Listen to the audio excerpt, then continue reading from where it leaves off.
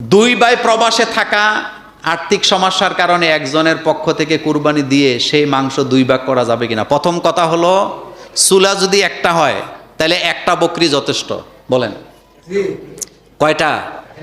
কিন্তু চুলা যদি দুইটা হয়, একজনে কুরবানি দিবে আর গোস্ত দুই ভাগ করবেন, এটা হবে না। এমনিতে আপনি একজনের পক্ষ থেকে কুরবানি দিয়ে তাকে গোস্ত দেন, কোনো অসুবিধা আছে? কিন্তু বাগাবাগির কথাটা আসে কেন? বাগাবাগির কথাটা তখন আসে যখন দিলের মধ্যে কি আছে?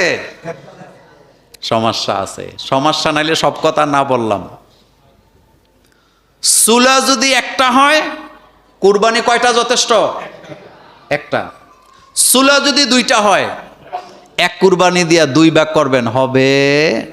আর আপনি ভাইয়ে ভাইয়ে এত বাগাবাগির দরকার কি?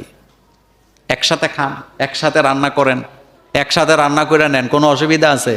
কিন্তু গোস্ত দুই ভাগ করতে হবে কেন? এই ভুলটা আমরা অনেকেই কি করি, এটা করার কোনো দরকার নেই।